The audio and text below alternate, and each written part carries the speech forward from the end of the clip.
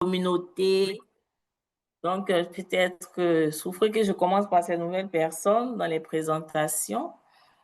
Donc, vous êtes au programme de COVID long, voilà, qui a démarré depuis 2023. Donc, ça fait plus de 2 ans que nous déroulons ce programme de formation pour les professionnels de la santé de l'Afrique de l'Ouest. Donc, on va commencer à se connaître. Donc, je vais donner l'opportunité à Dr Kogis de se présenter à la communauté. Donc, ici, nous sommes une communauté de pratique où notre slogan, c'est « Tous enseignent, tous apprennent ». Donc, Dr Kogis, bonjour. Tu peux ouvrir ton micro pour te présenter à la communauté. Régine Kogis, vous ouvrez votre micro. Ouvrez vos caméras, s'il vous plaît. Ouvrez vos caméras. Je sais que c'est l'après-midi. Peut-être que certains sont en train de manger. Bon appétit à ceux qui sont encore à table. Donc, voilà. Bonne digestion aussi à ceux qui ont déjà pris le déjeuner. Voilà. Donc, bon, je vais saluer mon Omo qui a sa caméra ouverte. Elle va se présenter à la communauté. Ok. Bonjour à tout le monde. Bonjour Mambombo, comme j'aime bien le dire. Bonjour. Je suis Emilienne Boutak, infirmière de formation et avec une longue expérience dans l'humanitaire. Je vis au Cameroun où actuellement je travaille dans la médecine de travail avec une agence Préventis. Je suis en charge de la santé et de la sécurité des passagers du personnel de l'agence. Donc, vous allez écouter un peu le bruit parce que je suis en plein service. D'accord. Merci, c'est un plaisir de commencer et hâte de connaître les autres panélistes. D'accord. Merci beaucoup. On envoie des signaux à notre experte dans le domaine de la santé et sécurité au travail. Merci beaucoup pour ta présence. Voilà, on va laisser la parole à d'autres personnes de se présenter. Bernice Caneza, est-ce que vous pouvez vous présenter à la communauté? Ouvrez votre micro. Bernice. Oui. Le temps de chercher l'icône du micro. Voilà, allez-y. Bonjour. Je suis médecin praticien. Je participe à cette formation parce que je me suis inscrite à ICO. Si. Votre nom? Kaneza Bernice. D'accord. De quel pays? Burundi. Wow. C'est votre première fois? C'est la deuxième fois. La deuxième fois. D'accord. Donc, oui. on envoie des signaux du côté du Burundi. Merci beaucoup pour votre participation. Merci. Donc, on aimerait apprendre de vous également au cours de cette session. On peut ouvrir les caméras, nous ne sommes pas nombreux, c'est plus convivial de se voir et puis d'échanger. Voilà, donc même si docteur V est en train de faire du sport. Ok, Khalil Diko. Oui, bonjour. Bonjour, comment vous allez? Oui, je vais bien, ça va très bien. Ah, dans la voix, on sent que ça va, parce que c'est avec vivacité, vous avez répondu. Vous pouvez vous présenter à la communauté? D'accord, ok, merci bien, madame. Je suis docteur Khalil Diko. Je suis médecin infectiologue. Je viens du Mali. Et actuellement, je suis à Menaka, à la 10e région du Mali. Ok. Nord du Mali. Je suis aussi en même temps médecin-chef d'un district sanitaire. D'accord. En tout cas, Donc, merci beaucoup d'être j'ai connecté. reçu Vous êtes le seul lien. dans la salle? Oui, je suis seul. J'ai reçu le lien à travers mon professeur Sunkalo Dao, Alors, le chef de oui, service de waouh, maladie waouh. infectieuse à Bamako. D'accord. En tout Actuellement, cas, je suis à 1520 km de Bamako. wow, 1520 km de Bamako et De plus Bamako. de combien de kilomètres de la Côte d'Ivoire?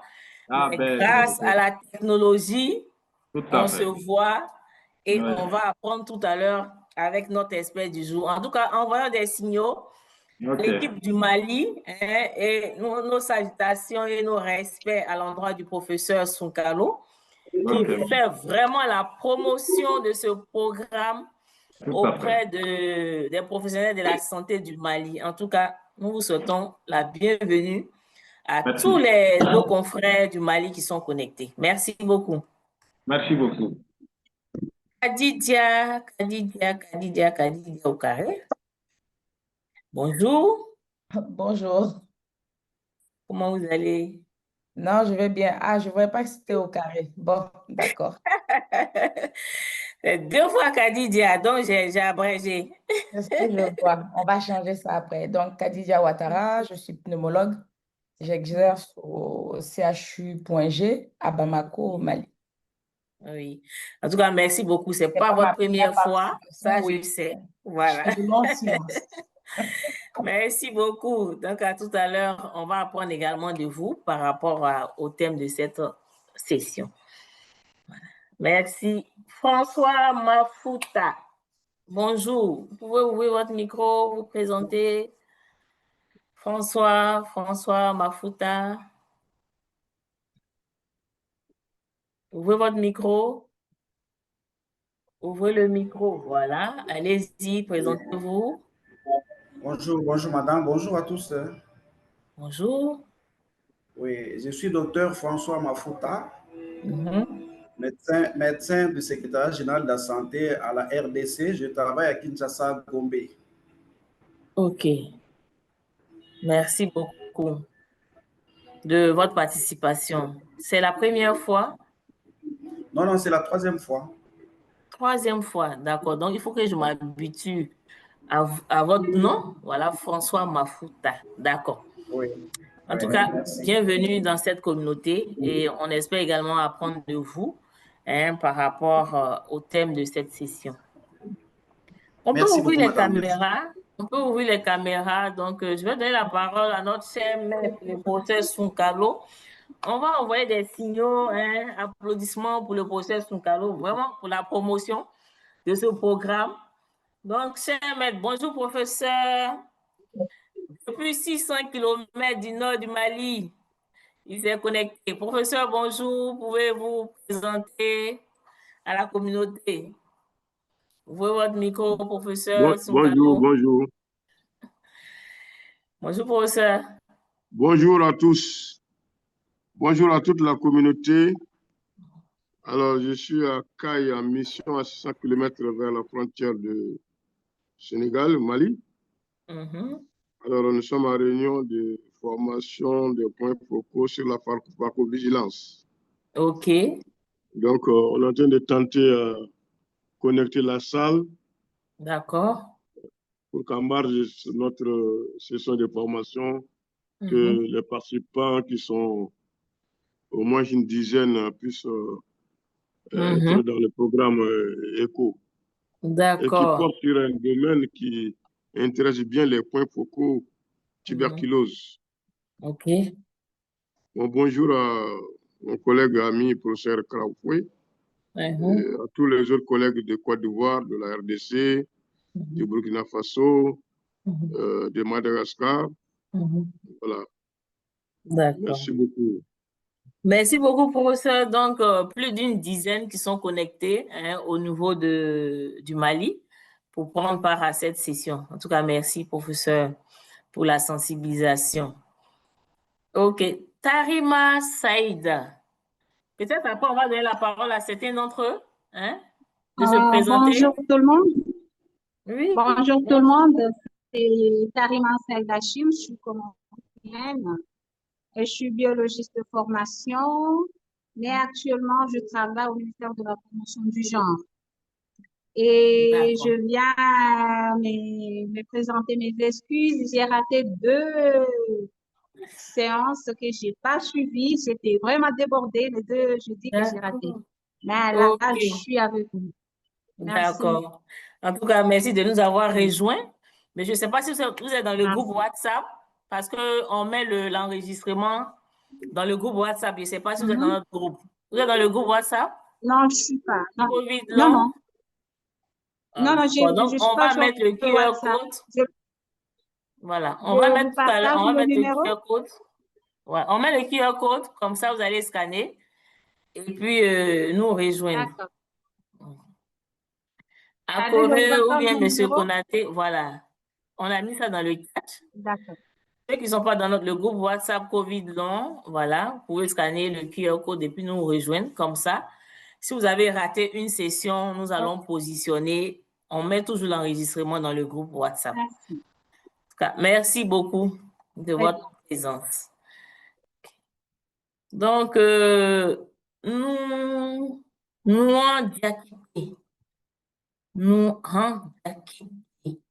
bonjour. Bonjour, vous allez bien? Oui, et vous-même? Oui, je m'appelle depuis d'abord la République de Guinée. D'accord.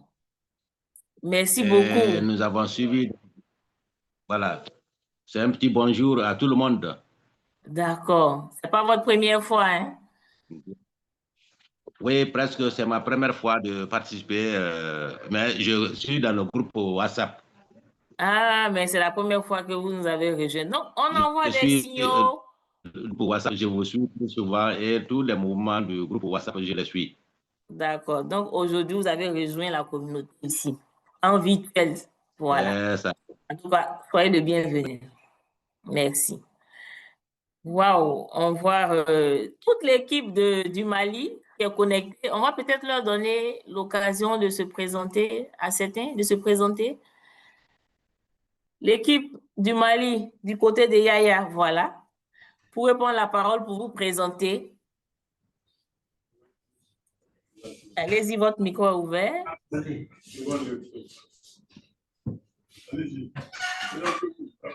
Oui, bonjour, c'est Magalou Alfousseni, le supérieur du sanitaire régional au niveau de la région régionale de Caille. D'accord.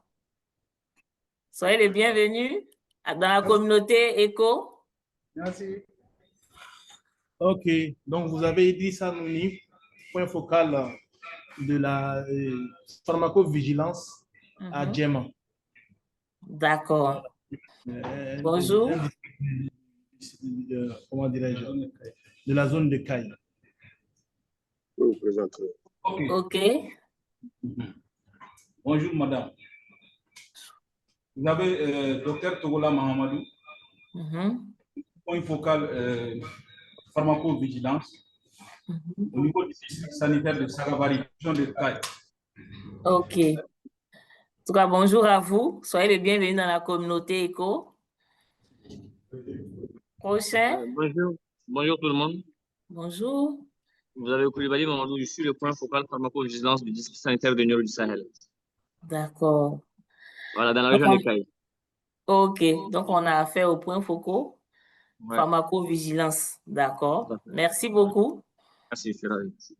Il n'y a pas de dame parmi vous? J'ai vu une dame qui était arrêtée. Bien sûr. On va te donner à la dame. Bonjour.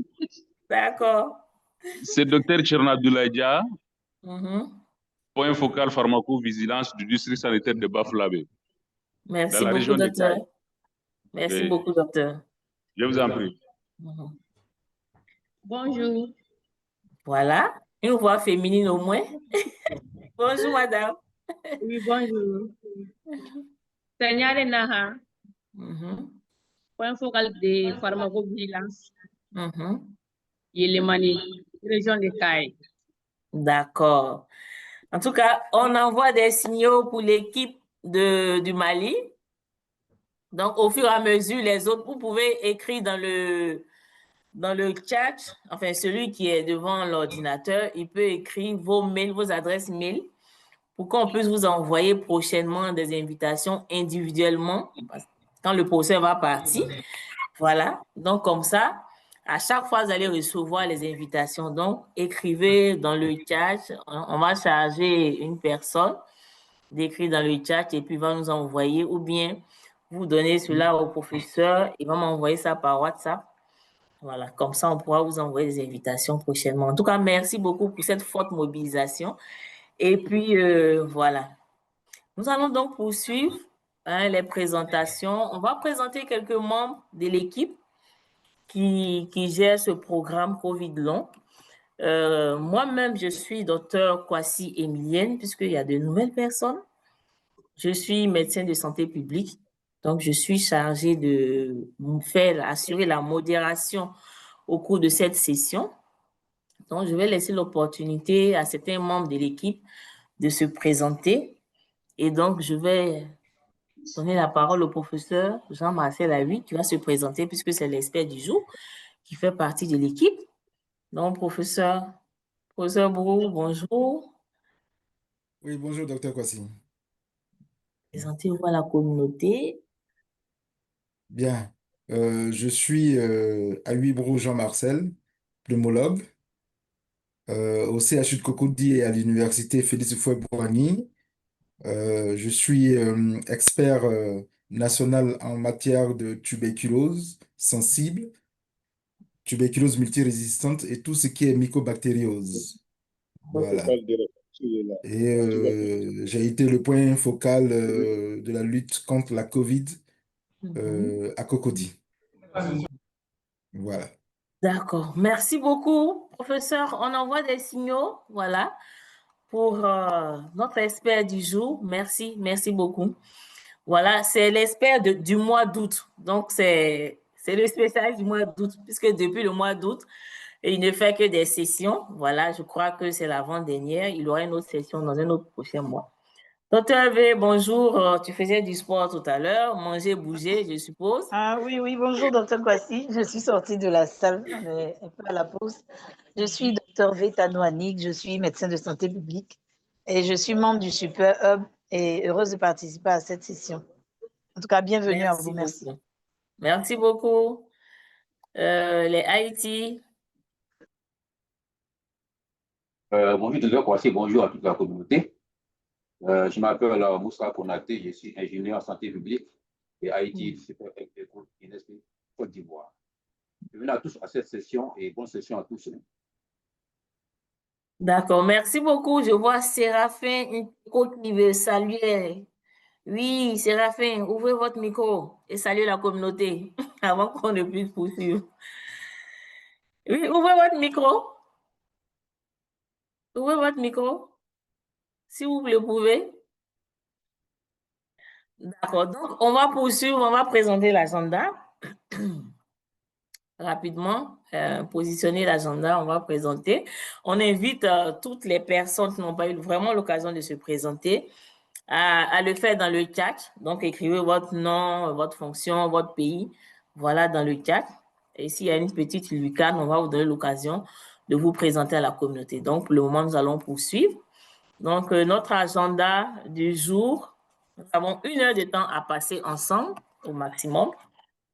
Donc, nous sommes sur la partie de la présentation. Tout à l'heure, on va lire les consignes.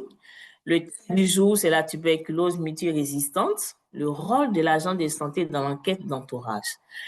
Donc, nous allons donc donner l'opportunité à l'expert du jour. Aujourd'hui, nous sommes à une session classique. Il n'y aura pas de présentation de cas. Voilà, donc l'expert va faire sa présentation didactique. Et puis, on pourra échanger, partager des expériences par rapport au thème, ce qui se passe en RDC, ce qui se passe au Mali. Voilà, on pourra vraiment échanger. Et puis, nous allons terminer aux environs de 14 heures par la clôture et la réalisation du feedback, le sondage, parce que c'est important d'avoir vos opinions sur ce que nous faisons pour nous améliorer. Voilà. Donc, fermez votre micro. Voilà, il y a certains présentement qui ont un micro fermé. Voilà, merci de les fermer.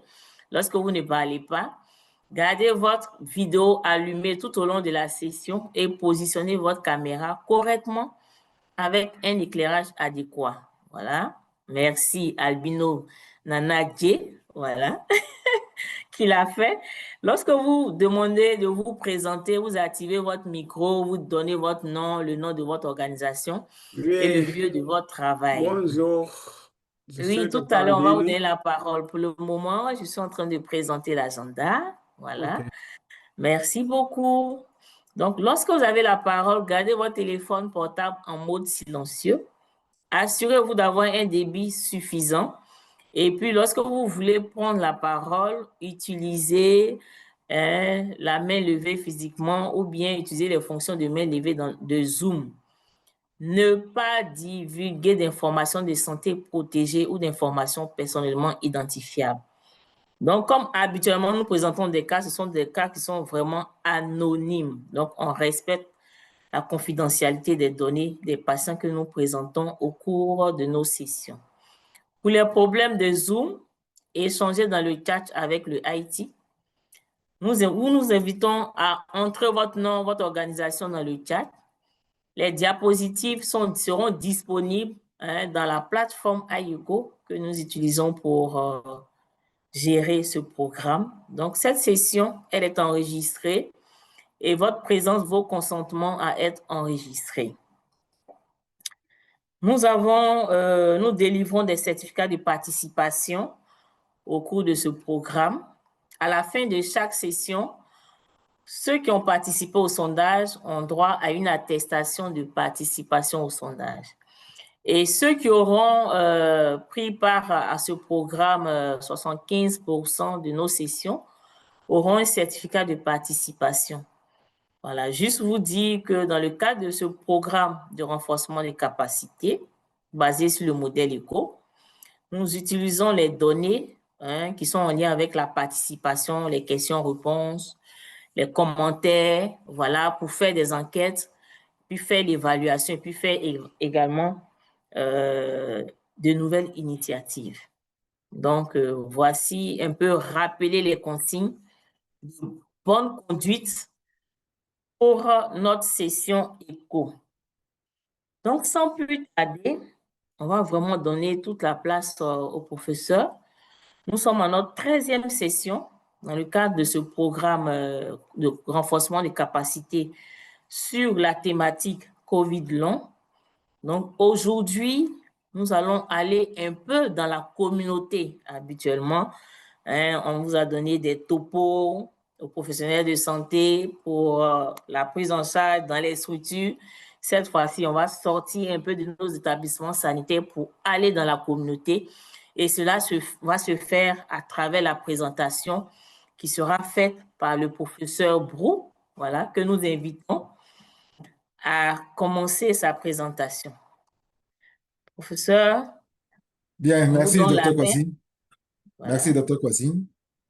Bien, je vais faire le partage d'écran.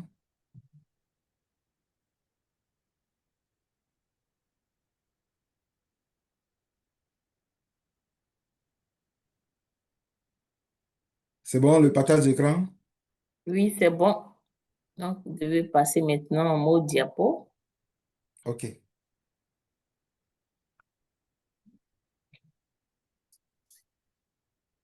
Bien. C'est bon? Oui, c'est bon, professeur. Bien, donc merci à tous pour cette invitation afin que nous échangions sur une thématique qui nous est très chère parce que c'est une thématique dans laquelle nous sommes depuis plus d'une vingtaine d'années. En fait, quand on m'a demandé de prendre une thématique, j'ai voulu prendre cette thématique-là pour montrer l'expérience qu'on a chez nous ici en Côte d'Ivoire dans la prise en charge des patients ayant une tuberculose multirésistante ou ultra-résistante en matière d'enquête d'entourage, de visite à domicile et même d'hospitalisation. Et même d'hospitalisation de ces malades-là. C'est pour cela qu'il n'y a pas eu de cas clinique parce que c'est vraiment une expérience pour montrer ce qui se fait ici et puis échanger ensemble avec les autres participants. Bien. Donc, comme je dis, je suis le docteur Aoui, je suis pneumologue, point focal TB-MR, expert national en matière de tuberculose multirésistance, de tuberculose sensible et de mycobactériose. Et j'exerce au CHU de Cocody et à l'université Félix Houphouët-Boigny d'Abidjan. Donc, en introduction, ce qu'on va dire, comme habituellement, la tuberculose comme la COVID-19 sont essentiellement des maladies respiratoires. Et ça, on l'a vu pendant les épidémies. Et elles ont en commun quasiment le même mode de contamination. Parce qu'elles vont se faire par l'intermédiaire des gouttelettes quand on tousse, quand on crache, quand on éternue. Hein, c'est quasiment le même mode de contamination. Donc, compte tenu de ce même mode de contamination, les différentes stratégies de la COVID et de la tuberculose ont eu des éléments en commun. Et surtout, en contexte post-COVID, la crainte d'une réjouissance a permis de coupler certaines activités dans le dépistage de ces deux pathologies. Et ce qu'il faut noter que chez nous ici, ces activités sont essentiellement faites par les agents de santé et qui permettent de laisser aux médecins le soin du diagnostic et du traitement de la tuberculose et de la COVID. Ainsi, quand nous allons faire notre présentation, on verra la visite, comment se fait la visite à domicile des patients ayant une tuberculose multirésistante, les procédures. On verra l'enquête d'entourage des patients ayant une tuberculose multirésistante et on fera un encart pour voir le rôle de l'agent de santé ou de l'aide-soignant dans la prise en charge des patients en hospitalisation et en ambulatoire. Parce que c'est aussi très important. Donc, concernant la visite à domicile,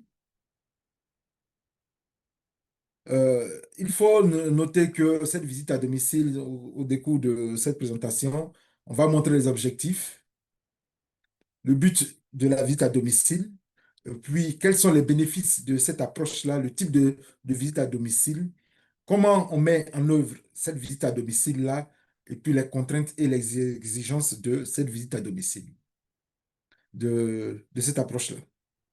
Donc, il faut noter que la visite à domicile, dans le cadre de la prise en charge des patients ayant une tuberculose, en général, et une tuberculose multirésistante de façon spécifique, revêt un intérêt particulier. Parce que c'est une maladie respiratoire à déclaration obligatoire. Et comme aime bien le dire notre maître, à nous tous, pour avoir une tuberculose, il faut respirer dans l'environnement de quelqu'un qui a une tuberculose. Donc, c'est une étape qui est extrêmement importante, mais qui est parfois négligée par certaines personnes, ce qui implique qu'il faille, dans notre stratégie, inclure cela. Et c'est une activité qui est essentiellement dévolue à tout agent de santé, médecins, infirmiers, AS, mais principalement les infirmiers, les AS, et qui doit être mis dans tout paquet minimum d'activités. Chez nous, c'est mis dans le paquet minimum d'activité, donc ça doit être mis dans le paquet minimum d'activité. Une visite à domicile réussie avec des éléments pertinents permet aussi un suivi efficace des patients. Et ça, c'est toujours important dans le cadre de la visite à domicile. Donc, l'objectif en général, quand on veut faire la visite à domicile, c'est de connaître le cadre de vie des patients. Et ça, c'est vraiment important. Parce qu'on va rentrer dans l'intimité des patients, il faut connaître le cadre de vie. Et de façon spécifique, c'est le type d'habitat des patients. Examiner le degré d'implication de l'entourage dans le suivi des patients. Examiner les besoins réels du patient. Et puis discuter avec l'entourage sur la connaissance de la maladie. Et ça, ce sont des objectifs qu'il va falloir atteindre lorsqu'on fait une visite à domicile. En termes de définition, il faut savoir que la visite à domicile, comme on appelle les VAD, est une forme de communication interpersonnelle par laquelle un agent de santé se rend dans les domiciles, dans les maisons des patients pour sensibiliser les personnes sur une ou plusieurs maladies. Et ça, c'est important. Un agent qui va dans le domicile.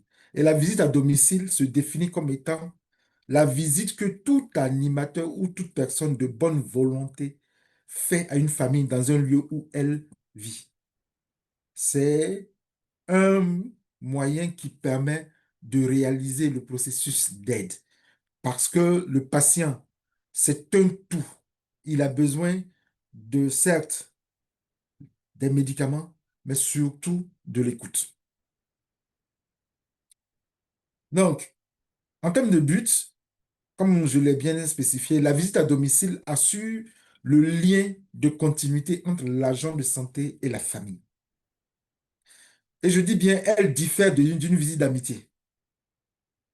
Et est généralement faite pour découvrir des conditions réelles dans lesquelles vit la famille et identifier comment les conditions peuvent influencer la vie et les membres de la famille et surtout les enfants.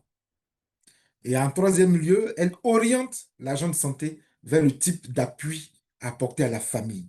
Et ça, c'est important. C'est quel type d'appui on va donner à la famille. C'est quelque chose qu'il faille regarder lorsqu'on fait la visite à domicile. Quelles sont les différentes approches, quels sont les bénéfices de cette approche-là? Première des choses, en termes de bénéfices, c'est de donner des informations appropriées de façon générale.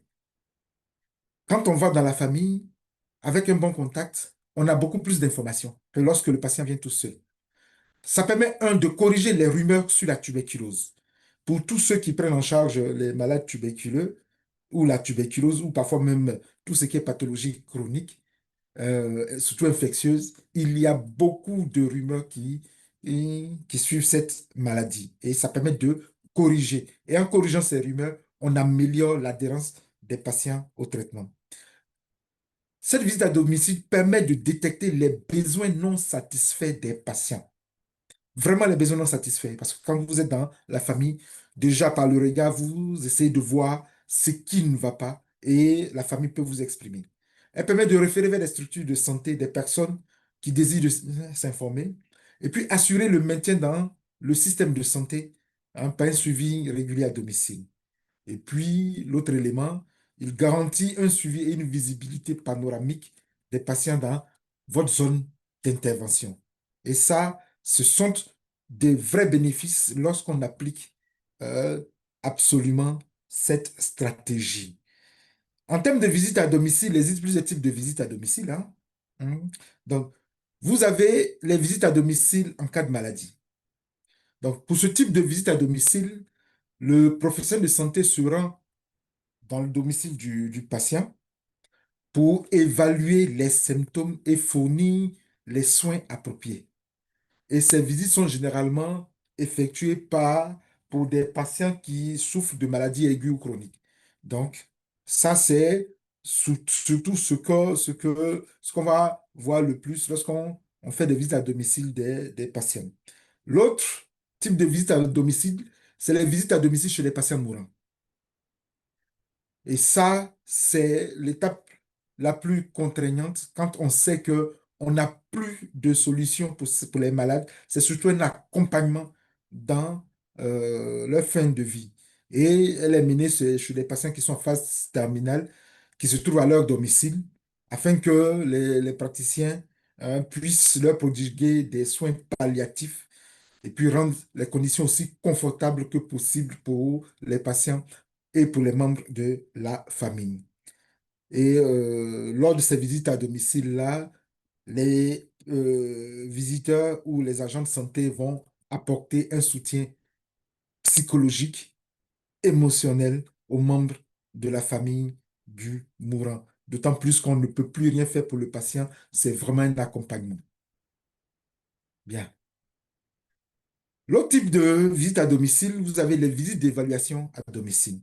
Et là, en fait, le professionnel de la santé évalue les conditions de vie du patient et vise à s'assurer que le domicile est sûr et propice au bien-être du patient. Et ça, c'est important. Quand vous partez, il faut savoir si ce domicile est approprié au patient. Est-ce qu'il remplit des conditions pour que le patient puisse prendre son traitement, avoir un environnement le plus correct possible. Quatrième type de visite à domicile, c'est les visites de suivi après l'hospitalisation. Et ça, ce type de visite à domicile est destiné pour le suivi d'événements qui ont été majeurs tels que la naissance de bébé ou lorsque le patient a été hospitalisé pour une maladie grave ou une intervention chirurgicale éventuellement. Et cette visite à domicile aide le patient et les membres de la famille à faire face à des situations et permet aussi de s'assurer que le domicile est conforme pour les soins de ses patients. Donc, avec toutes ces différents types de visites à domicile, il va falloir maintenant aborder la mise en œuvre de ce VAD. Donc, comment se fait ce VAD?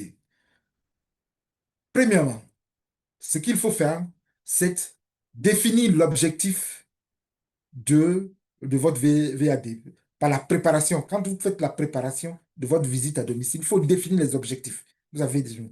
Et puis, vous réunissez les éléments d'information nécessaires et certains renseignements tels que l'état civil du patient, la profession, la situation familiale des patients. Hmm. Et puis, en troisième élément, l'agent de santé doit toujours avoir à présent à l'esprit l'objectif précis de la visite à domicile. Il faut qu'il ait... Allô, excusez-moi, professeur, est-ce qu'on voit la présentation? Bon, je ne sais pas si on voit. Hein. Moi, On ne la voit plus. Parce que je vois quelqu'un qui... Non, la présentation vient de disparaître.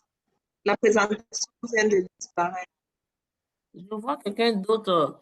Un saut, voilà, c'est bon, ça va. Professeur, allez-y. C'est bon? Oui, oui, vous pouvez continuer. Voilà.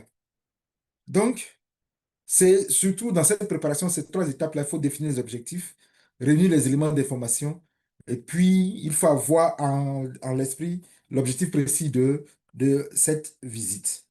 En termes de composantes de la visite à domicile, l'objectif de la visite à domicile, c'est de fournir un service médical le plus proche possible du patient. Et ça, c'est important.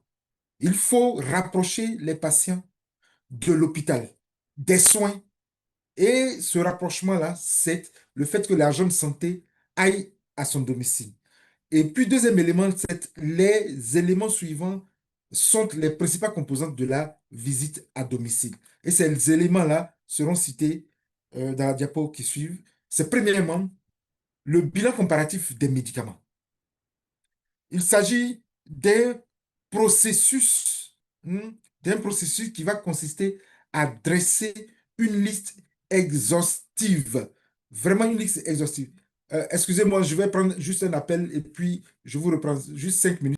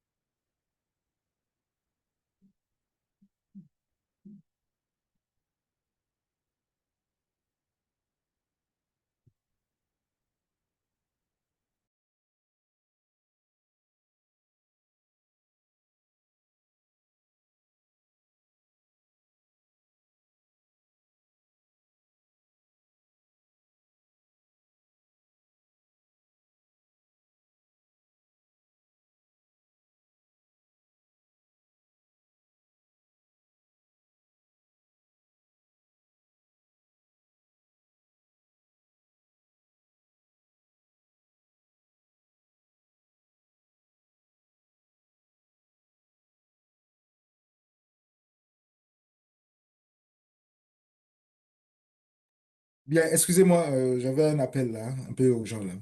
Donc, en termes de composantes de la visite à domicile, c'est vraiment faire le bilan comparatif des médicaments. Hein. Donc, c'est un processus qui consiste à dresser la liste précise des médicaments du patient qui doit être comparé à ceux qui sont sur les ordonnances qui ont été délivrées par les médecins ou même l'infirmier, ou bien par rapport aux ordonnances ou aux prescriptions qui ont été faites dans le dossier du patient. Deuxième élément, c'est l'évaluation clinique. Donc, c'est un processus de diagnostic, d'évaluation et de planification du traitement des patients qui ont surtout des problèmes psychologiques. Et ça, c'est important. quand les patients ont des problèmes psychologiques, parfois même des problèmes psychiatriques, il faut obligatoirement tout évaluer. La troisième étape, c'est en termes de formation des patients et des soignants. Donc, les soignants qui apportent un soutien global aux patients, y compris une assistance personnelle, doivent être formés pour pouvoir arriver à cette étape-là. Et puis, quatrième étape, c'est évaluer les patients fragiles.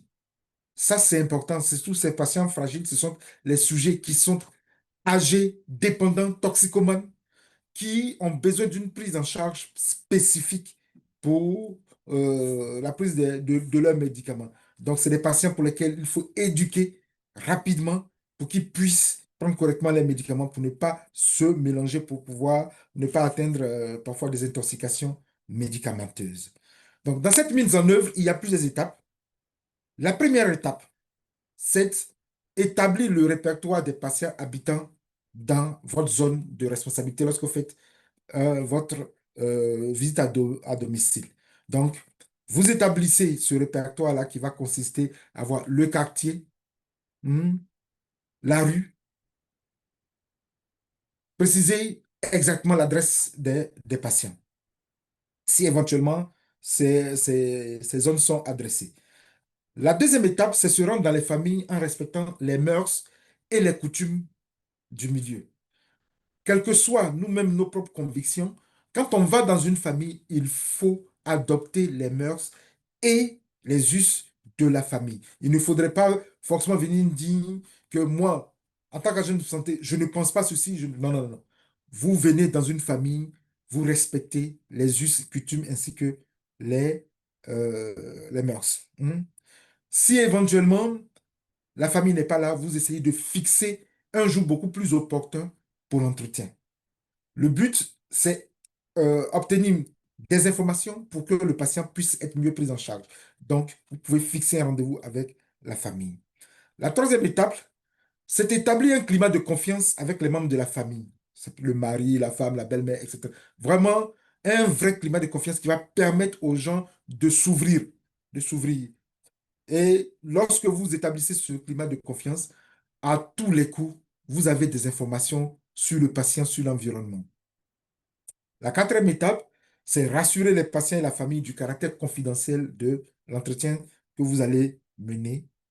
Et la cinquième étape, c'est évaluer les perceptions et les connaissances de la famille et du patient sur la tuberculose. Je vous ai dit qu'il y a beaucoup de fausses informations. Donc, vous évaluez leurs perceptions. Qu'est-ce qu'ils connaissent sur la tuberculose? Quelles sont les informations qui sont données sur la tuberculose? Vous évaluez tout ça. Et puis, en sixième étape, vous identifiez et corrigez les fausses rumeurs sur la tuberculose. Et ça, c'est important.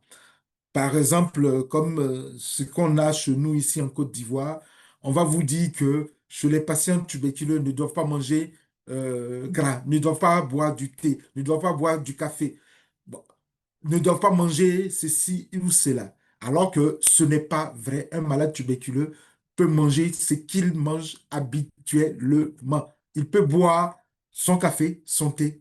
Le plus important, c'est de prendre de façon régulière le traitement. Ce qui n'est pas autorisé, c'est l'alcool, parce que cela détruit, cela entraîne une augmentation de l'hépatotoxicité des médicaments. Donc, il y a des informations qui sont données pour lesquelles, quand vous partez, il va falloir identifier et corriger cela pour que le patient prenne correctement son traitement. En septième étape, ce sont les besoins non satisfaits des patients. Effectivement, en tant que professionnel de la santé, quand vous recevez le malade, vous avez 10-15 minutes pour voir le malade. Parce que vous avez 20-30 malades à voir. Donc, le malade n'a pas le temps de vous exprimer tous ses besoins. Et comme il n'a pas le temps de vous exprimer tous ses besoins, en ce moment-là, lorsque vous faites le VAD, vous avez la possibilité d'identifier ces besoins non satisfaits pour pouvoir transmettre à votre hiérarchie ou bien à des structures beaucoup plus adéquates afin qu'on puisse régler ces soucis. Et puis, en huitième étape, c'est informer sur les différentes méthodes pour éviter la tuberculose et comment la traiter. Vous êtes dans la famille va vous poser des questions, vous êtes formé pour ça, vous allez leur expliquer comment est-ce qu'on attrape la tuberculose et comment on fait au maximum pour éviter la tuberculose. Et puis, en 9e étape, c'est référer éventuellement la famille ou les apparentés vers un service de prise en charge pour qu'ils puissent avoir beaucoup plus d'informations, ou bien lorsque vous avez dépisté parmi ces patients-là des patients suspects de tuberculose. Et quand vous finissez, vous remplissez votre fiche de visite à domicile qui a été établie préalablement avant de partir pour faire votre enquête. Donc, vous avez toutes ces étapes-là que vous remplissez pour pouvoir aller et faire une enquête la plus correcte et ramener des informations de façon à ce qu'on puisse prendre le plus efficacement possible les patients. En 11e étape, vous rassurez le patient et sa famille pour minimiser les risques d'abandon et de traitement. Donc, lorsque vous avez fini, vous avez maintenant votre étape finale en termes de VAD. Donc, dans l'étape finale de votre visite à domicile, vous faites un rapport de votre visite à votre responsable du centre antituberculeux ou du centre de diagnostic et de traitement. Vous remplissez la fiche de traitement.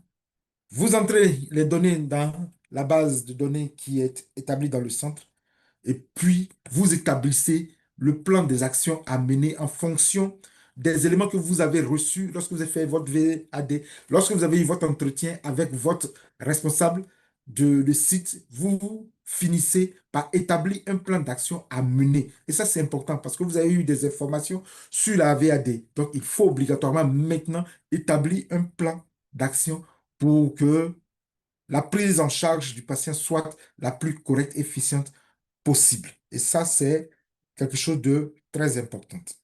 Donc, lorsqu'on a fini ça, il faut vous dire qu'en termes de VAD, il y a des contraintes et des exigences. Les premières contraintes qu'on a, c'est que la visite à domicile demande souvent de longs déplacements. Et ça, c'est quelque chose d'important qu'il va falloir faire. Donc, vous allez vous déplacer, vous allez souvent aller à pied sur des distances parfois élevées et ça va vous entraîner parfois des surcoûts en termes de dépenses, en termes d'énergie. Ça, c'est une contrainte sur laquelle il va falloir que vous y travaillez. Vous travaillez avec votre responsable, surtout quand vous êtes dans le cadre d'une ONG, de façon à ce que cela soit pris en compte le plus efficacement possible. Le plus efficacement possible. La deuxième étape, il existe parfois des difficultés à pénétrer dans le milieu dans lequel vous êtes. Ça peut être des milieux fermés, et ces milieux-là, et c'est pour cela vous devez, dans votre enquête, dans le début, ne pas aller avec des a priori. Il y a des us et des coutumes qui permettent d'entrer dans ces familles-là. Et puis, il faut un moyen de transport. Et ça, en matière de moyens de transport, ici, on essaie au maximum de doter les agents en moto pour qu'ils puissent effectuer les visites à domicile. Et puis, malheureusement, parfois, la famille peut être absente et c'est en cela qu'il faille avoir leur contact pour pouvoir fixer un rendez-vous pour le plus optimum, de façon à ce que vous soyez là quand le patient arrive. Et ça, ces contraintes-là doivent être déjà identifiées et mises en œuvre pour minimiser l'impact sur le VAD. Donc, après ces contraintes, je veux dire qu'on vient de finir à peu près notre stratégie dans le cadre du VAD. Ainsi, comme je le dirais dans une petite conclusion avant de passer à l'enquête d'entourage, les visites à domicile sont une composante essentielle dans la stratégie d'éradication de la tuberculose en Côte d'Ivoire, qui vise la stratégie NTB à l'horizon 2035. Le suivi des patients, tant dans leur environnement, par des agents de santé, permet d'anticiper tout risque d'abandon, d'inobservance et de refus de traitement. Les agents de santé doivent intégrer cette activité dans leur paquet minimum d'activités avec l'appui des programmes nationaux de lutte contre la tuberculose et parfois des partenaires de mise en œuvre. Même si actuellement on est dans la réduction des fonds, beaucoup de partenaires de mise en œuvre ont engagé des communautaires pour faire cette visite à domicile afin d'aider les agents de santé à pouvoir afin d'aider le système de santé à atteindre ses objectifs, surtout que beaucoup de pays n'ont pas suffisamment d'agents de santé pour pouvoir couvrir cette activité. Donc, comme je vous ai dit par rapport à ma présentation, on verra la visite à domicile et puis comment mener l'enquête d'entourage.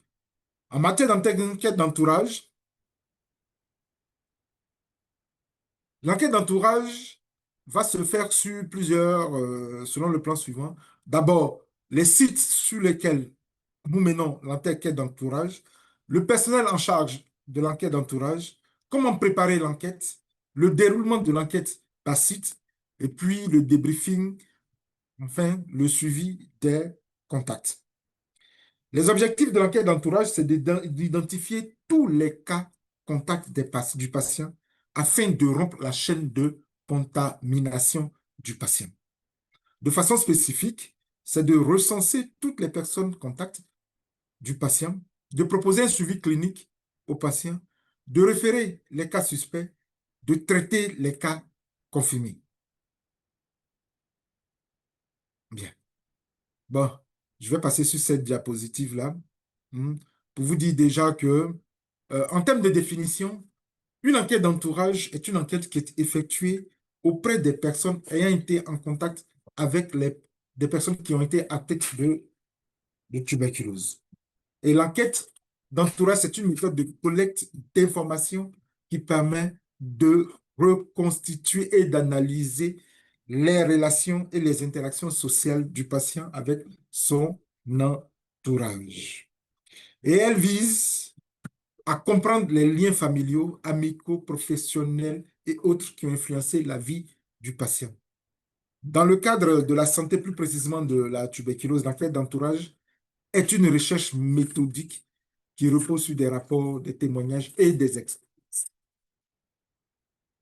Plusieurs sites peuvent être identifiés pour l'enquête d'entourage. Le premier site, c'est le domicile du patient, le lieu du travail, les lieux de culte, les lieux de réjouissance, et puis tout endroit susceptible d'être un lieu où il y a eu un contact rapproché. Le marché, un hôpital, des obsèques, partout où on peut avoir.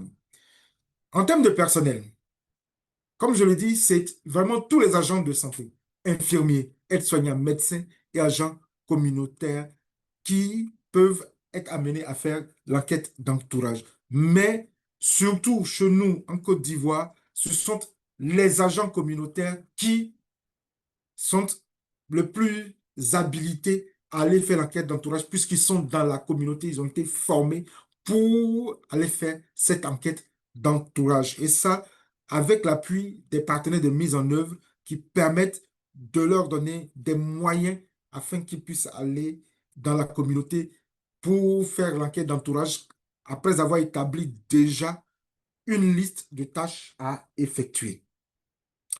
Dans la préparation de l'enquête, il y a le choix de l'enquêteur.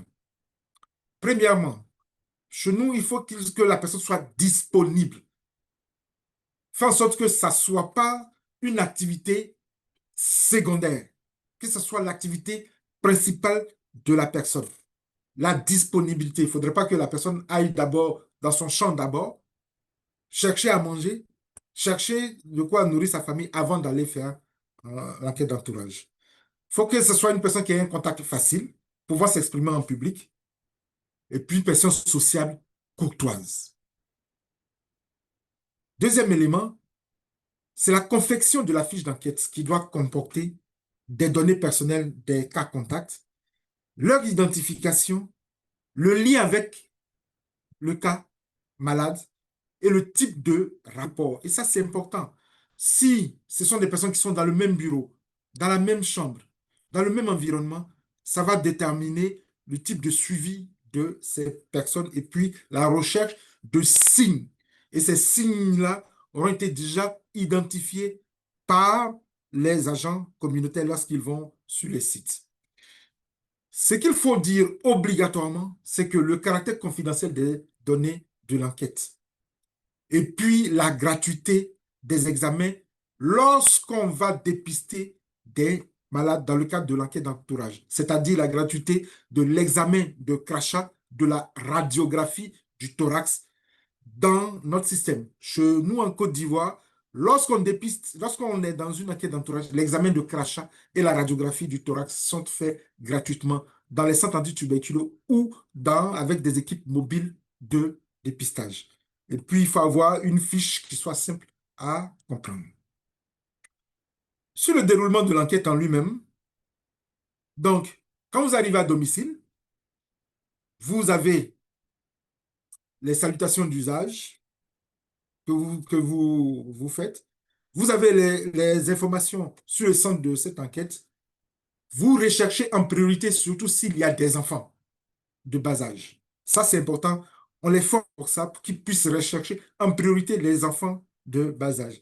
Vous faites la liste des personnes qui résident ou ayant séjourné au domicile du patient ou dans la zone de travail du patient.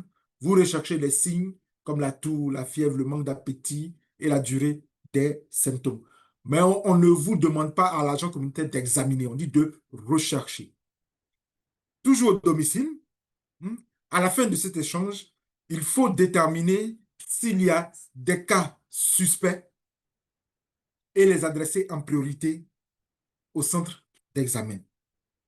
Il faut dresser la liste des patients et leurs contacts à surveiller.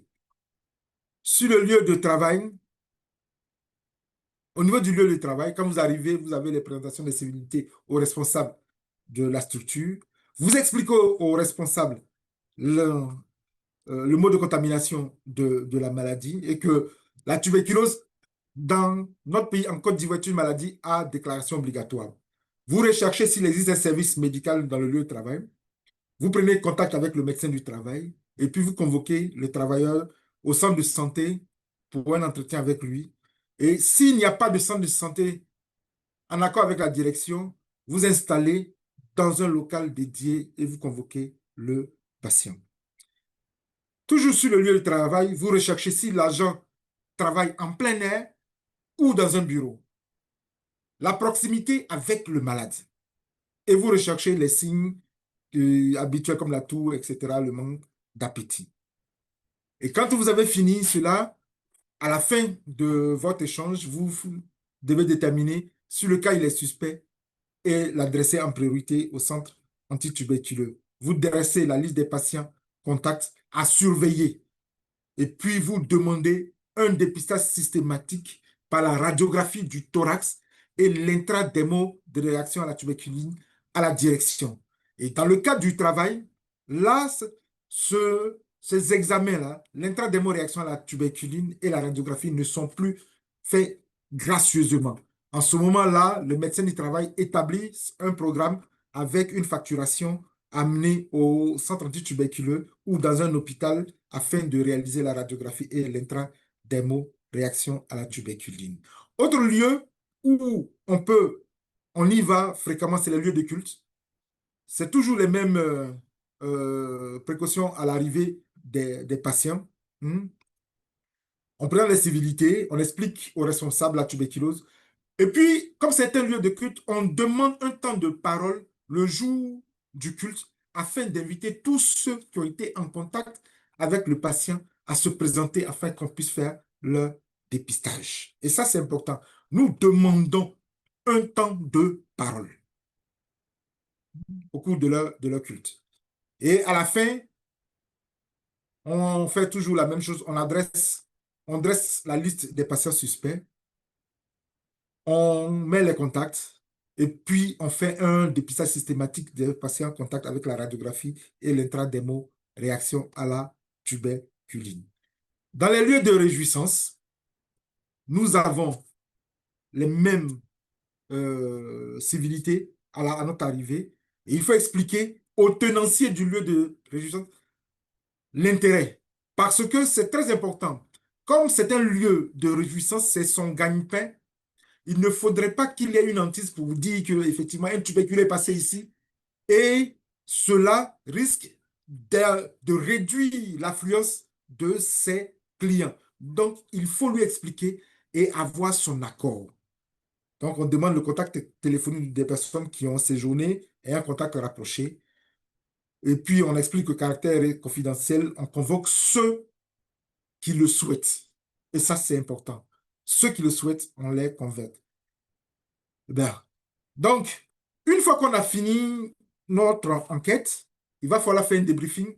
Et ce débriefing-là va se faire avec le médecin-chef ou le responsable du centre antituberculeux. On dresse la liste des patients suspects et à convoquer, ou à défaut, des patients qu'on va aller voir le lendemain pour faire le recueil de leur crachat. On va demander aux cas suspects de porter des masques respiratoires. Donc, tous les cas suspects, on va leur demander de porter des masques respiratoires. En termes de suivi des contacts, lorsqu'on a dressé, on va le convoquer au centre pour la réalisation au moins d'une radiographie du thorax. Couplé à cela, l'intra-démo-réaction à la tuberculine. Et puis, avec le médecin, établir un chronogramme de suivi qui peut être mensuel, trimestriel, pour dépister les patients. Et ce chronogramme doit être bien établi. Et ce suivi-là va se faire parfois jusqu'à une année après le dépistage du patient index. Ce suivi-là doit se faire au moins sur 6 mois. Ça, je tiens à insister là-dessus. Il faut faire au moins ce suivi-là, au moins pendant minimum 6 mois. Nous allons terminer par une petite conclusion pour dire que l'enquête d'entourage est un élément essentiel dans la prise en charge des patients ayant une tuberculose en général et encore plus une tuberculose multirésistante.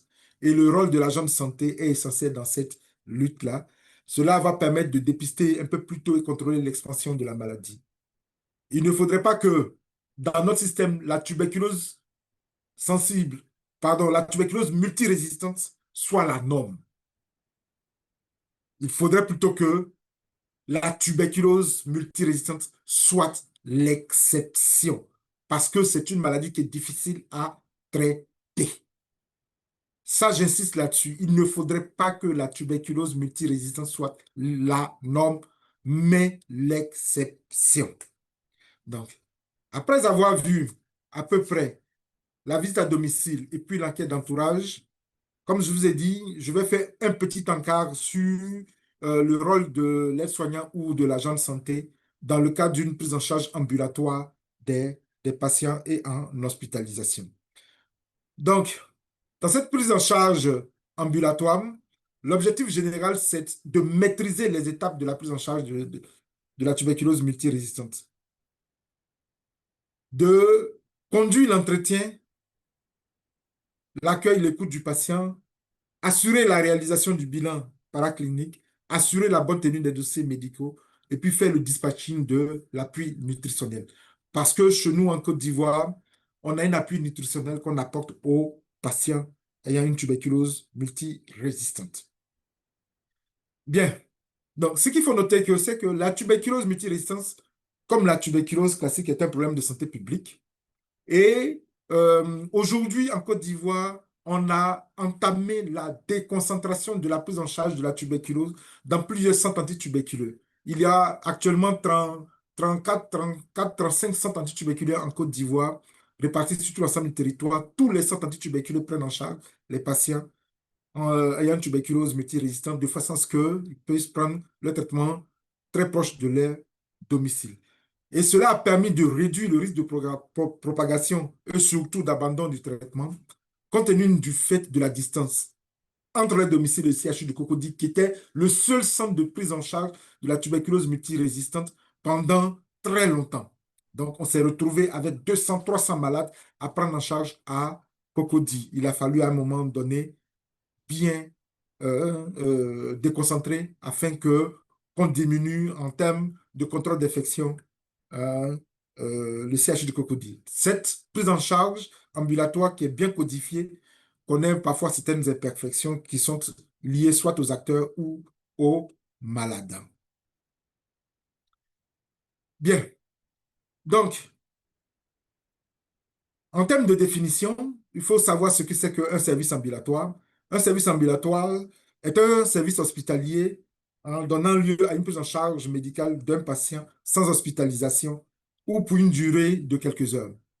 Par exemple, une prise en charge ambulatoire, à l'opposé de l'hospitalisation traditionnelle, permet de diagnostiquer, de traiter, de suivre le malade sans qu'il soit hospitalisé. C'est un hôpital de jour. C'est un hôpital de jour.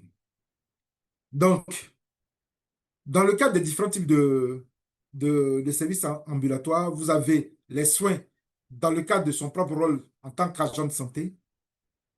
Quand c'est un infirmier, il a ses soins à lui-même. Les soins sur prescription médicale, les soins en présence d'un médecin prescripteur. Bien. Donc, les différents types de services ambulatoires, vous avez les soins dans son propre rôle. Ça, il s'agit de tâches qui sont dévolues aux agents de santé dans un établissement sanitaire selon sa fiche de poste. Les soins ne doivent pas être demandés ou exigés avant leur exécution. Ces soins suivent un protocole bien établi au cours de leur formation. Vous avez maintenant les soins sous prescription médicale. Ce sont des soins qui sont inscrits dans la formation, mais pas habituels dans le service. Il ne s'agit en aucun cas d'un acte médical. Pansement, injection, tubage gastrique, ECG, audiogramme. Non, pas du tout.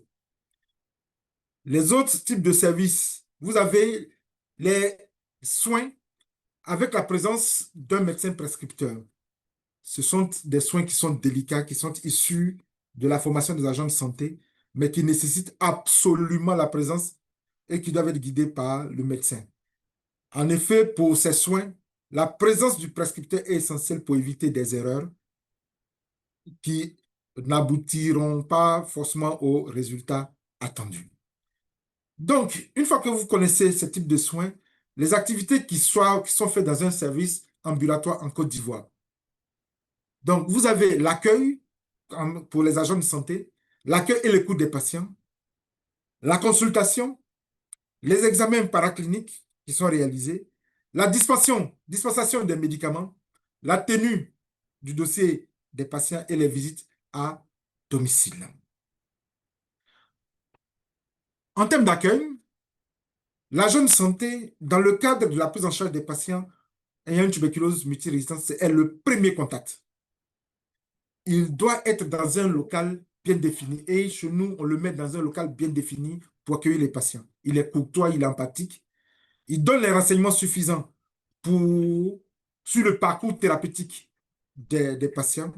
Et puis, il essaie au maximum de mettre à l'aise le patient au niveau de l'accueil. L'agent de santé, après cela, vous avez l'orientation. Il accompagne et conduit le patient aux différentes étapes. Il informe le personnel des différentes étapes dès l'arrivée du patient. Donc, quand il accompagne et il informe après les agents de santé sur les différentes étapes que le patient doit parcourir. Autre élément, il gère les rendez-vous mensuels, c'est-à-dire informer les rendez-vous des dates informer le patient des dates du rendez-vous, informer le médecin des dates du rendez-vous. Il prépare la salle de consultation pour la mise en place des dossiers, des bulletins d'examen, etc. Et puis, l'agent de santé est présent dans la salle de consultation avec le patient, puisque cet agent de santé est beaucoup plus en contact avec les patients. Les patients ont l'habitude de leur donner des informations beaucoup plus précises qu'au médecin. Donc, il est présent et il arrive à donner des informations complémentaires au médecin. En termes de bilan, ce que doit faire absolument l'agent de santé ou l'aide-soignant, c'est le recueil des crachats et l'enregistrement dans un cahier dédié. Il conduit le patient au laboratoire, il récupère les bilans au laboratoire et les montre au médecin avant de les mettre dans les dossiers. Ce qu'il a été fait, ce qu'il peut faire, parce qu'il a été formé chez nous ici, il fait l'ECG des patients. et ce qu'il ne doit pas faire et ce qu'il ne fait pas, l'agent de santé qui n'est pas médecin ni infirmier. C'est les prélèvements de sang, le tubage gastrique ou tout geste qui sont dédiés au médecin ou délégués à l'infirmier. Ce qu'il est habilité à faire surtout, c'est la dispensation des médicaments, qui est, la plupart des médicaments sont en prise orale, et c'est un traitement directement observé, c'est-à-dire le malade vient tous les jours au centre antituberculeux pour prendre les médicaments. Tous les jours, quel que soit le jour férié, pas férié, c'est un traitement directement observé. Et on ne donne jamais les médicaments aux patients pour se rendre à la maison. Donc, ils prennent les médicaments devant l'agent de santé. Donc, avant la dispensation des médicaments, il prend la fiche de traitement, il vérifie les posologies indiquées si cela correspond au poids du patient. Et puis, au cours de la dispensation, il demande au patient de prendre progressivement les médicaments. Et puis, surtout, le protonamide est à prendre largement quelques minutes après, parce que c'est un médicament qui entraîne beaucoup de vomissements. Donc, après la dispensation, l'agent s'assure que le patient reste au moins 30 minutes dans le centre après la prise des médicaments. Et puis, il coche les dates de prise des médicaments sur la fiche de traitement, il range le dossier, et puis il range les médicaments non utilisés. En termes de coûts, c'est une étape très importante. Dès l'arrivée du patient, après installation, il recherche systématiquement les effets indésirables et les effets secondaires qu'il va rapporter au médecin. Il recherche toute situation pour être un frein à la prise en charge des médicaments. On a les problèmes nutritionnels, familiaux, syndrome dépressif, les problèmes financiers. Il fait patienter le patient jusqu'à l'arrivée du personnel médical. Il discute avec le patient ou son accompagnant afin d'envisager les pistes de solutions éventuelles pour ces patients-là. Autre activité qui lui est dévolue, c'est la tenue des registres et les dossiers des patients. Donc, c'est la tenue des registres des rendez-vous et puis les dossiers qui sont rangés correctement. Et puis, autre élément, c'est le suivi de l'appui nutritionnel. En Côte d'Ivoire, ici, on a un appui nutritionnel pour tous les malades ayant une tuberculose multirésistante dépistée.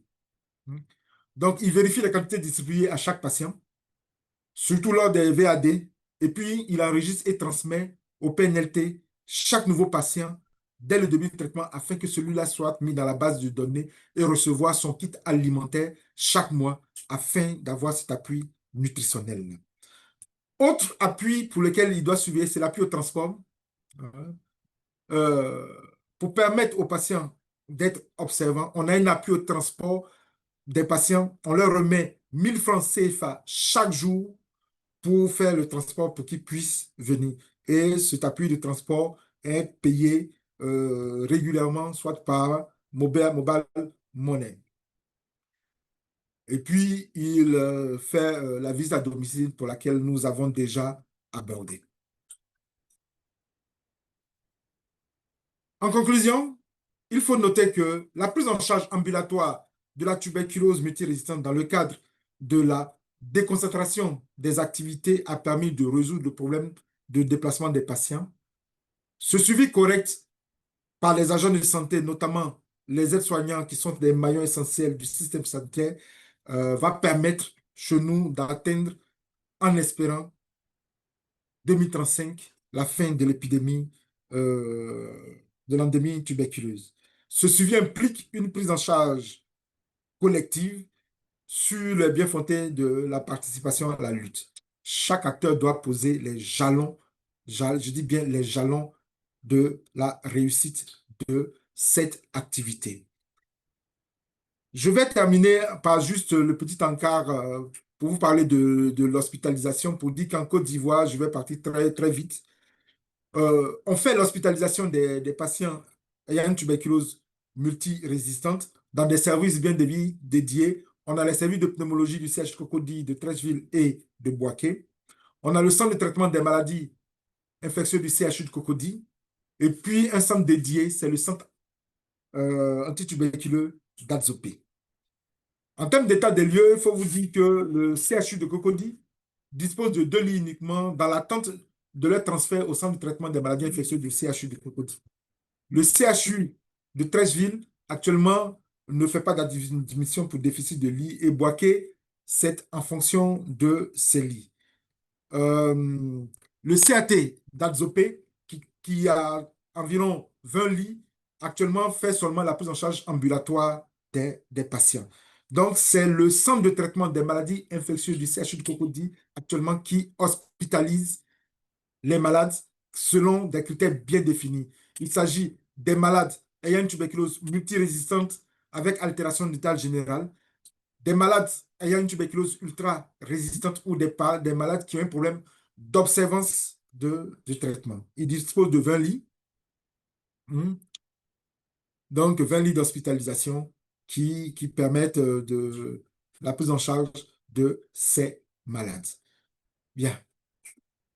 Donc, je vais vous dire que les activités en matière d'hospitalisation, c'est la distribution des médicaments, les soins infirmiers, l'acheminement et le retrait des bilans, le nursing et surtout l'écoute. Je vais vous dire que lorsqu'on est dans notre hospitalisation, c'est parce que c'est le centre dans lequel je suis, que je dirige, le traitement directement observé est un traitement directement observé strict.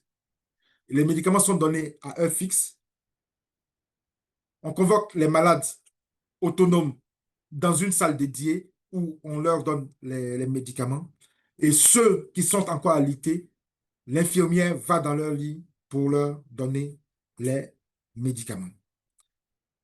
Au cours de cette hospitalisation, ils ont tous les soins infirmiers.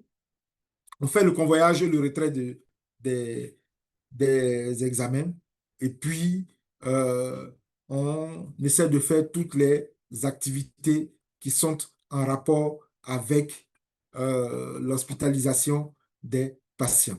Je vais terminer par la conclusion pour vous dire que le suivi de ces patients-là implique une prise en charge collective qui va se baser sur le bien fondé de cette activité afin que nous puissions, nous tous, à l'horizon 2035, arriver à la fin de l'épidémie de la tuberculose.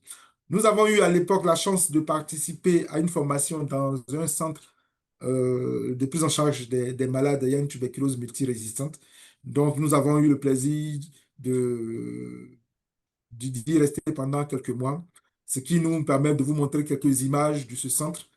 C'est l'idéal pour nous d'avoir un tel centre avec de tels équipements qui étaient très bien aérés et qui étaient véritablement en campagne qui permettaient aux patients d'être aérés, d'avoir une zone aérée et d'être heureux. Sur ce, je vous remercie. Je sais que j'ai pris un peu plus de temps parce que cette activité-là, si je devais, on allait faire 2 heures de temps. Je vous remercie. Merci beaucoup, professeur. On peut envoyer des signaux au professeur pour cette brillante présentation qui a fait un peu le tour des activités extra, surtout pour une prise en charge holistique qui va même au-delà des structures sanitaires et qui met l'accent sur des activités au sein de la communauté pour vraiment permettre de continuer pour une continuité de services et de soins. Voilà, donc j'ai retenu certains mots, l'écoute, les besoins non satisfaits du patient, le maintien du patient dans la file active, un domicile approprié, le respect des us et des coutumes, un climat de confiance, la confidentialité, bon, plusieurs critères qu'il faut vraiment pour mener ces activités-là dans la communauté. Donc, chers amis, voilà, c'est le lieu vraiment de partager les expériences. La Côte d'Ivoire a été présentée, donc nous allons nous tourner vers la RDC, après vers le Mali, voilà, vers le Rwanda aussi, le Burundi pour partage d'expériences. Joseph Ilanga, allez-y pour vos commentaires, votre question, voilà, partage d'expérience. Allez-y. Ok. Bon après-midi à tous. Merci. Ok, vraiment, je remercie le professeur pour cette présentation vraiment enrichissante et vraiment avec beaucoup d'explications et très succincte. Bon, dans ce sens que vous comprenez déjà, même si quelqu'un qui n'a pas encore été en la matière, mais comprend déjà la matière à partir de l'explication, de la présentation du professeur. Je suis tellement ravi. Je vais seulement parler d'un aspect. Par rapport au... J'ai bien suivi. Au début, là, il disait le Covid et la tuberculose, ils ont presque les mêmes symptômes. Et la mode de contamination est presque la même. Ça, c'est vrai. Alors, quand il avait parlé de visite à domicile, dans des activités communautaires, est-ce qu'il y a-t-il pas moyen, je ne sais pas, est-ce qu'il y a-t-il pas moyen en dehors des contacts de visite, de parler, pour parler avec la famille et consorts, est-ce que l'aspect désinfection, parce qu'il y a des fois, il y a la promiscuité et consorts, l'aspect désinfection des maisons et consorts n'est pas insisté dans la tuberculose? C'est ça encore, c'est ça ma petite question. Et si je suis à côté des amis de l'hépatuberculose ici, ils vont partager sur l'expérience. Mais ma question est celle-là. Ça, c'est par rapport à la RDC. Je suis à la RDC. OK. Voilà. Est-ce que l'aspect désinfection des maisons n'est pas comptabilisé dans la tuberculose? Parce que dans le Covid, on avait fait ça. Mais pourquoi pas le faire en tuberculose? D'accord. Ça, c'est ma petite question. Merci beaucoup. Professeur, allez-y. D'accord, merci, monsieur Ilanga. Oui, dans le cas de la tuberculose, il faut savoir que le bacille tuberculeux, c'est un bacille qui ne résiste pas longtemps dans l'air et sur les surfaces. C'est pour cela, dans le cas de la tuberculose, on ne fait pas de désinfection des surfaces, etc. La lumière déjà détruit le bacille tuberculeux. À la différence du virus de la COVID qui peut rester très longtemps, même avec la lumière, le bacille tuberculeux, avec les rayons ultraviolets du soleil, sont détruits. C'est pour cela, dans le cas de la tuberculose, on parle plutôt du contrôle de la toux, du contrôle des expectorations, parce que vous avez les gouttelettes de flux qui vont rester en suspension et puis les grosses gouttelettes qui vont tomber. Donc, c'est surtout ça. C'est pour cela que je n'ai vraiment pas insisté là-dessus parce que ce n'est pas quelque chose qui était indiqué dans le cadre de la tuberculose. Heureusement. Hein? Okay, merci beaucoup, professeur. Emilienne, pour votre question, vous avez la main levée. Joseph Ilanga, c'est bon? Ça va?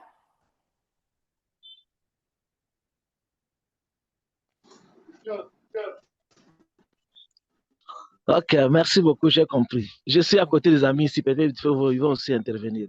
D'accord. Après, Emilienne. Emilienne Mbouitak, allez-y pour votre question et après, on va revenir à nos amis de la RDC. Ouvrez votre micro, Emilienne, pour votre question. D'accord. Ah, professeur, je ne peux pas poser ma question sans toutefois vous remercier pour tout cet enseignement. C'était riche et hyper varié. Vous nous avez amené sur pour tout de la prise en charge tuberculeuse. Ma question, c'est beaucoup plus concernant le côté stigmatisation parce que qui dit visite à domicile dit agent de santé qui se rend précisément chez des personnes. Et comment est-ce que vous assurez ce suivi médical des personnes sans toutefois créer la stigmatisation? C'est cette question, c'est ça ma préoccupation. Merci beaucoup. Merci. Ok, merci. Bien. C'est vrai qu'en matière de tuberculose, il y a beaucoup de stigmatisation au début. Les patients étaient relégués dans des endroits isolés quelque part là-bas. On évitait de les approcher. Et c'est pour cela les agents de santé sont formés pour expliquer aux familles le mode de contamination de la tuberculose. Parce que tant que les gens ne savent pas le mode de contamination de la maladie, ils vont stigmatiser les patients. Donc, on les forme sur le mode de contamination et puis on leur dit déjà, lorsque le patient est déjà sous traitement, cela réduit déjà la contamination des patients. C'est quand ils ne savent pas encore qu'ils sont malades, quand ils sont avec vous, qu'ils sont beaucoup plus contagieux. Mais lorsqu'on les a dépistés, ils sont sous traitement, le risque de contamination diminue. Et puis, ces patients-là ont besoin d'un soutien psychologique, pas d'être isolés. Donc, on les forme pour ça. Et on essaie au maximum d'aller dans les familles pour leur apporter cette formation, cette information-là, de façon à ce qu'ils ne stigmatisent pas eux-mêmes les patients et même nous-mêmes agents de santé, de façon à ce qu'on ne stigmatise pas les malades tuberculeux quand ils fréquentent nos systèmes de santé pour dire, ah voilà, un des tuberculeux, mettez-vous là-bas. Non, de façon à ce que les malades tuberculeux soient pris comme tous les autres malades dans leur entièreté. Donc, en fait, c'est surtout en termes de formation de l'agent de santé qui va partir sur le site et puis des rapprochés de toute l'équipe, pardon, de toute la famille afin de lever tous les équivoques, toutes les rumeurs en rapport avec la tuberculose. D'accord. Emilienne, vous avez encore une question? Oui, j'ai deux autres questions qui me sont venues à l'esprit. Est-ce que ces différents patients ont également un suivi psychologique? Et la prise en charge, est-ce qu'elle est gratuite ou elle est payante? J'aimerais bien savoir. Et aussi, vous avez parlé de la prise des médicaments au centre, que les médicaments se donnaient au centre tous les jours. J'aimerais savoir, est-ce à dire que même les patients qui sont dans des zones reculées se déplacent tout le temps pour venir au centre chaque matin pour la prise de leurs médicaments? Merci beaucoup. D'accord. Pour la prise en charge psychologique, c'est la difficulté un peu parce qu'on n'a pas suffisamment de psychologues, mais on a certains psychologues qui interviennent lorsqu'on en a besoin pour les prises en charge psychologiques. Et ça, c'est ce qu'on essaie au maximum de faire pour eux. On essaie au maximum de faire, mais on n'est pas suffisamment outillé pour les prendre tous en charge là-bas. Voilà. Maintenant, par rapport à votre deuxième question, c'était quoi? Parce que... La gratuité, professeur, s'il vous plaît. Voilà. En Côte d'Ivoire, tout ce qui a un rapport avec la tuberculose, c'est gratuit. C'est gratuit. Bravo, bravo, bravo. Voilà. C'est absolument gratuit. Maintenant, pour la troisième question, sur les patients qui sont isolés. Pour les patients qui sont isolés, c'est le médecin-chef du centre antituberculeux qui va aller dans le centre de santé du patient, dans le village le plus reculé où il est. Parce que l'avantage en Côte d'Ivoire, c'est qu'il y a un maillage en termes de centre de santé dans les villages même les plus reculés.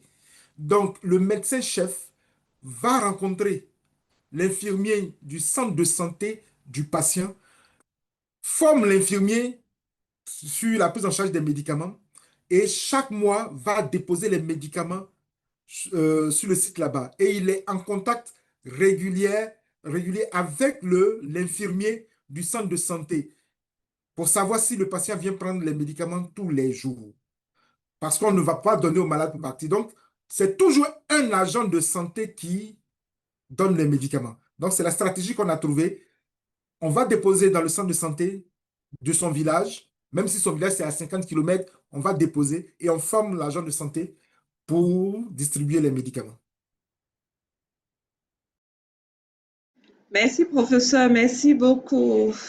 Du courage dans tout ce que vous faites. C'est encourageant, vraiment. Merci beaucoup. On peut entendre d'autres expériences qui est fait au Mali ou bien en RDC. Voilà. Joseph Ilanga, je crois qu'il y a des personnes à votre niveau qui veulent poser des questions. Allez-y. Puis se rapproche du micro. Merci pour la parole. C'est l'équipe de la CPLT, donc de la coordination Tibi Maïndom. D'accord. Jocelyne Abonzaï. Nous voulons réagir par rapport à la préoccupation. Allô, votre micro est fermé. Ouvrez votre micro est fermé. L'équipe de la Nous RDC, disons voilà. que nous... Allez-y, reprenez, le Oui, micro nous était sommes du fermé. Maïndom en RDC. Chez nous, la population ne peut pas réagir par rapport à la descente d'une équipe médicale parce que nous avons deux sources de malades. Certains malades nous viennent à partir de relais communautaires. Alors, ce relais communautaire a été choisi par la communauté elle-même, de façon que si ces examens s'avèrent positifs, il a aussi le pouvoir de faire les visites à domicile à moindre effort parce que c'est lui qui aurait orienté le malade.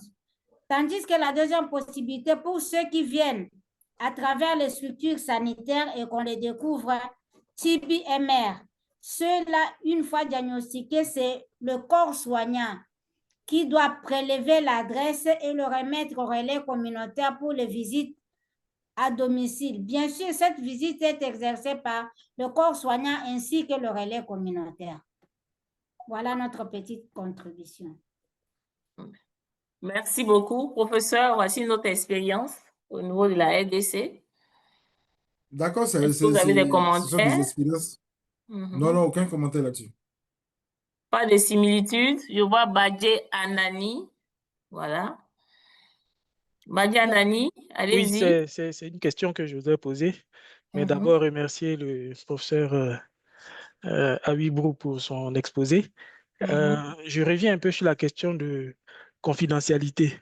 Et je suis un peu préoccupé par la recherche des cas contacts, notamment dans des endroits publics tels que les lieux de culte. Et j'ai cru entendre qu'il a dit qu'il fallait prendre le micro et puis parler à l'Assemblée.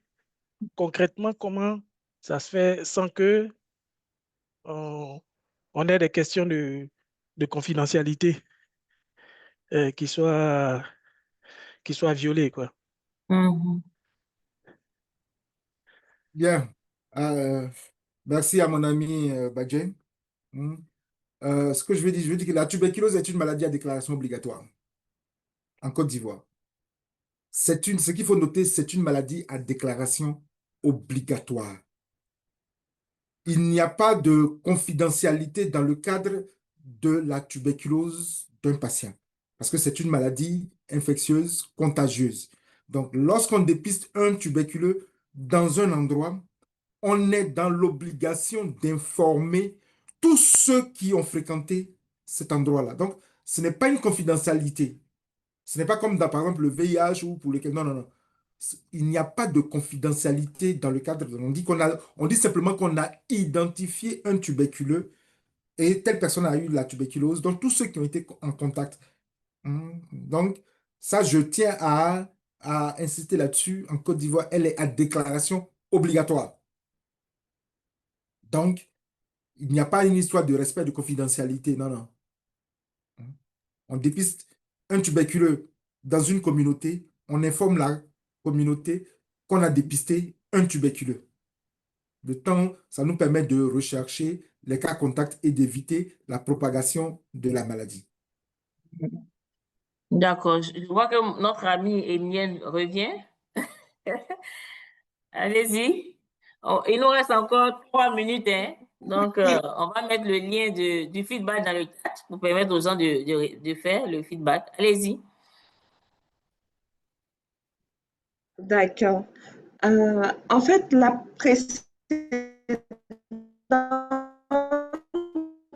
Oh là là. Problème de connexion.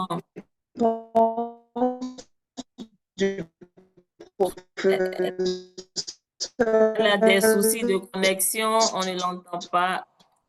Omo, on ne vous entend pas, vous pouvez fermer votre caméra parce qu'il y a des soucis de connexion. Me pousse à revenir sur ma préoccupation aussi.